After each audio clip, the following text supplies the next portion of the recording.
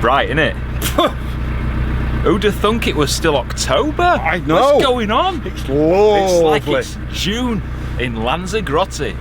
It's lovely. Can you tell we had his hair did ready for this vlog today? We went to a Turkish barber. I like Turkish barbers because they give me I don't know what it is, they do a good haircut. They know what they're doing. But I don't like that thing where they burn your ears, do you know what I mean? I like that. I don't like that. The light, if you've not seen it before, they light this thing and they swing it like a priest swings his smoky thing. Yes. But they swing it towards your ear and it burns the hair in your ear. It's not nice. It burnt my cheek. I didn't like that. I don't like people touching me ears. Where are you going with this? I just don't like people touching my ear. I like it when they do me head. You know, when they're massaging your head. Yes. I do like me scalp massage. Anyway, we're still at North Kilworth Marina on a sunny day, and we're going to go back out onto the Leicester line of the Grand Union Canal. Sorry, I keep doing this because today I'm taking Sean up the Welford Arm. You've been looking forward to this all week, haven't you? Oh, I have. I say arm, it's more like a finger. It's only 1 3/4 miles long, but there's loads to show you. So go put a t-shirt on, grab a windlass because you'll need it today, and we'll see you out on the main line. We will. Oh, it's bright.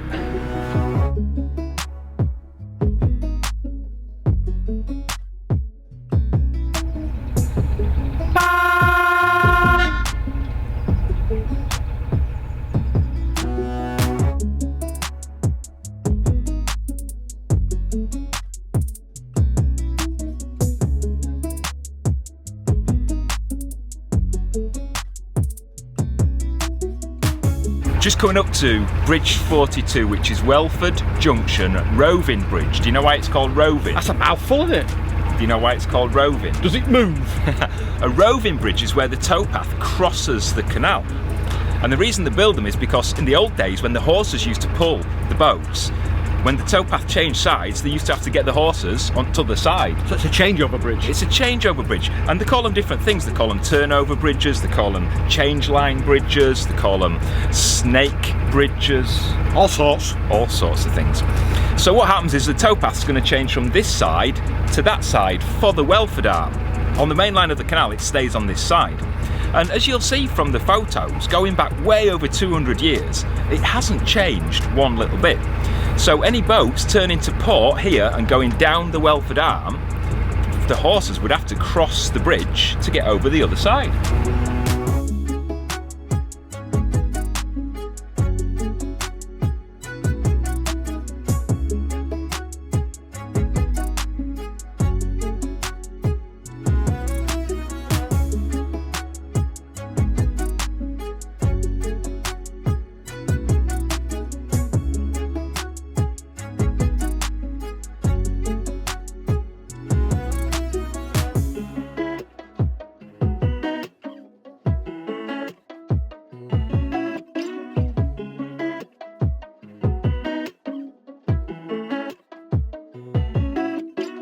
When we come out of the marina, this level of the Leicester line of the Grand Union Canal is the summit, it's the highest point of this part of the canal.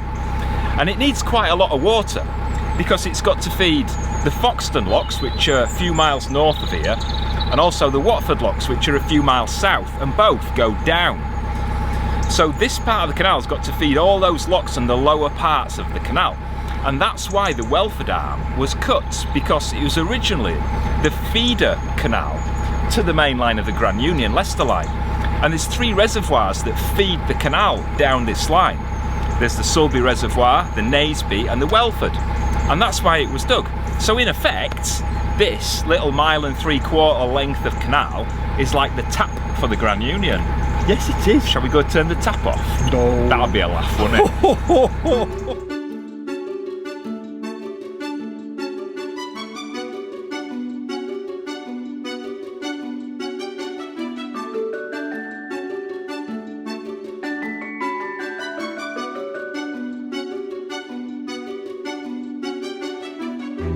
Bridge number 1, which is only a couple of 100 yards down the arm, finger, is another turnover bridge, change line bridge, snake bridge. Snake, I don't like snake. Not like snake.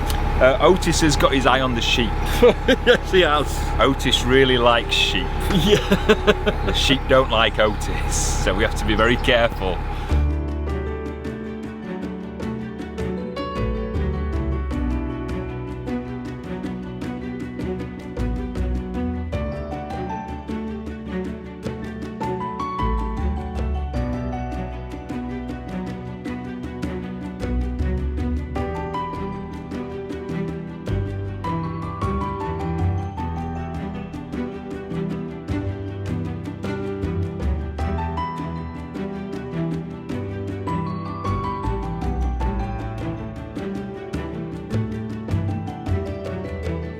Like a lot of the canals, once the railways were up and going and people were starting to use roads, the canals fell into disrepair because they weren't getting used. It was quicker to get the cargo by road and rail than it was by boat, a lot quicker. And that's why people stopped using them, because there was no money to be made anymore. People wanted it now, damn it. Now. And by the 1950s, this had almost died completely. It was starting to silt up because there was no traffic using it. And the weeds were slowly encroaching and making the canal narrower and narrower. Still does in some places in the summer, I tell you. And a lot of the canals died off. But then in the 1960s, a group of people had a bright idea. Bing! To restore the Welford Arm back to its former glory. So they started dredging. 10,000 tonnes of silt and mud were dredged out of this 1 3/4 of canal. Wow! They built some new lock gates, which we'll see in a little while. And they restored the bridges. They built new wooden bridges. And then in 1969, the canal reopened to traffic. Because it's all leisure traffic nowadays, not all the cargo it was back in the day. And just recently, a couple of years ago, it celebrated its 50th anniversary of reopening.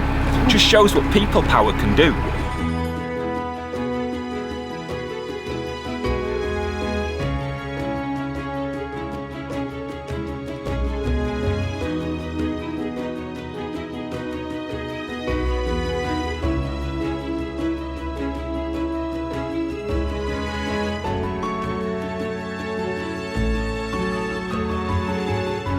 Of course, back in the 1800s, there weren't leisure boaters like the Foxes When I were a lad. and Floating Our Goat and people like that. Floating our goats. It was all cargo. It was boatmen and boat families carrying cargo, mainly limestone and coal and wool down to Welford, where it would get sold on.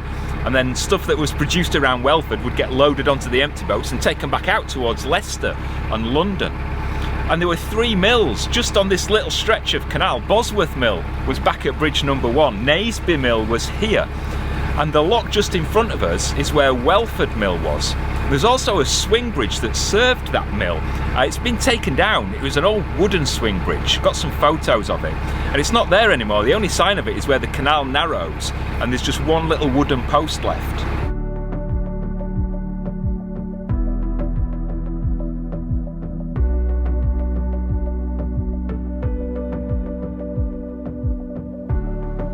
It feels like ages since we last took Silver Fox through a lock. I think the last ones were the Watford staircase locks on our way to Crick back in August. Sean's been very careful today. I don't know if you can see the concentration in his face. We only had the boat re-blacked a couple of weeks ago, and I don't think he wants to be the one that's responsible for the first bump in the new paintwork.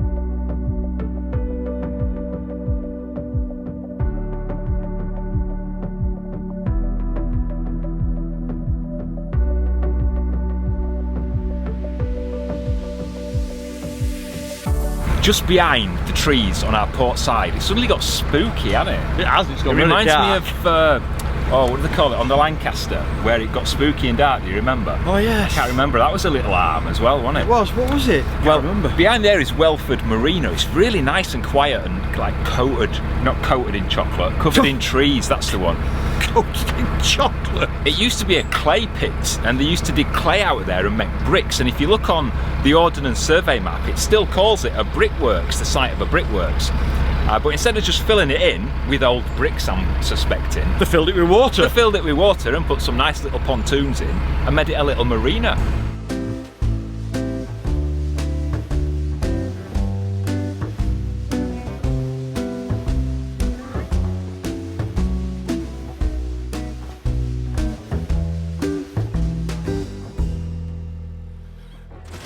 Welford Wharf looks a lot different from the days when working boats were delivering and picking up cargo here, but everywhere you look, there's signs of its past and the reasons it was built here. coal used to come in by narrowboat. It was unloaded and then taken away by horse and cart and sold to people in the surrounding villages. There used to be 7 lime kilns just behind the wharf, and limestone would come in by narrowboat. It would be burned to create quicklime, and at the time it was actually the largest kiln site on the whole of the Grand Union Canal. The burnt lime would be used in mortar for construction, for building houses and things, and farmers had spread the lime on the land too. It's a really good soil conditioner and it helps to control the acidity, and that means they get more and healthier plants. In fact, they still use it on farmland today. Nowadays, the wharf's busy with leisure boats and walkers and cyclists, and some boaters moor here permanently and some just visit for a day or two using the services and off to the local pub just at the end of the wharf, which does get really busy in the summer.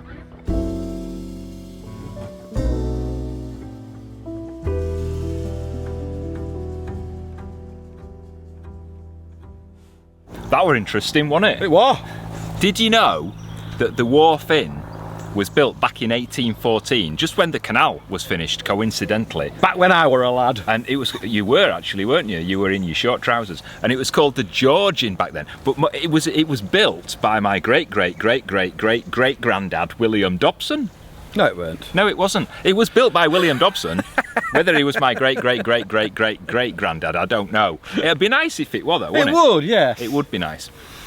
Do you know, it's actually a good thing that this arm is only 1 3/4 miles long, because it turned out to be a prototype for canal restorations that were just about to blossom across the country. The hard work that the dedicated volunteers were doing to get this stretch of canal open again turned out to be like a trailblazing thing. Did it? And lots of groups were set up across the country in the years following the opening of this arm. They were. And lots of other arms started out. That sounds wrong, doesn't it? There were arms everywhere.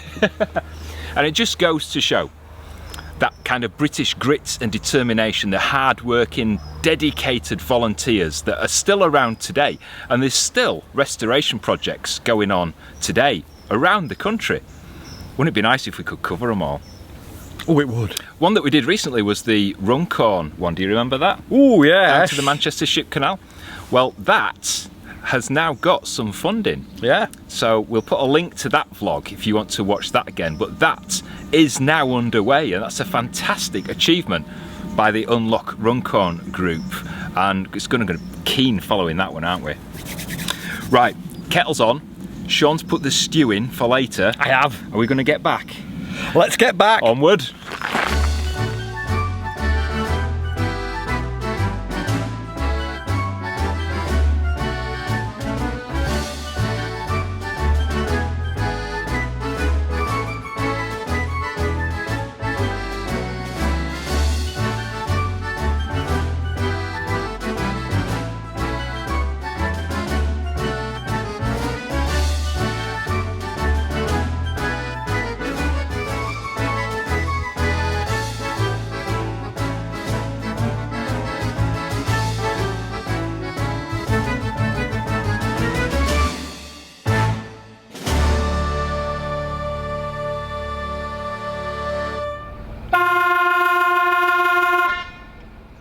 It always makes me a bit dizzy when we do that. Bit dizzy? A bit dizzy. Head is in a spin. Feet don't touch the ground. Because you're near to me, my head goes round and round. What? I'm in a market or something. No, that's not it. That's something else, isn't it? Da da da da da da da da da da da da da. Boo boo. See? Crazy. Boo boo. Boo boo. It feels like. I know what you're doing, feels but like you're just I'm in crazy. love. Crazy. Crazy. Well, is this the last ever cruise on Silver Fox? Find out next week. In another enthralling episode of Foxes Have Sunk. It could be, couldn't it? Nah. I don't know. You don't know, do you? Next time you see us on a boat, it might be our new boat, or another boat, or a rowing boat. You A don't dinghy. know. A dinghy. A dinghy. Oh dear. It is nice. The Welford Arm is lovely. It's a nice little jewel on the Leicester line of the Grand Union Canal. So if you're coming up here on a boat, go and do it, 'cause it's really nice. And if the pub had been open, we'd have gone in there, we would. Before you start saying, why do you never go in the pubs? But that's it for today, and maybe for this boat. Who knows where we'll be next time. If you've enjoyed it, and we hope you have, and you're not already, please subscribe to the channel, hit the thumbs up button, And if you hit the notification bell, YouTube will let you know every time we release a new video, which is... Sorry, I'm concentrating. Every 4 Friday. o'clock on a Friday. If you hit the link up above Sean's head on a mobile device or in the video description, you can support us on Patreon or become a YouTube member, and you'll get all sorts of exclusive and behind the scenes stuff. It's all more of this rubbish. Sean knitting, him and Tom Daly sat knitting. That'd make a good vlog, wouldn't it? No, it wouldn't. It really would. No, If you want one of our 2022 calendars, there's also a link to that in the video's description too. Are we done with all the selling? I think so, yeah. Are we? Right, we better moor up. We'll catch you next time. Bye-bye. Ta-ra!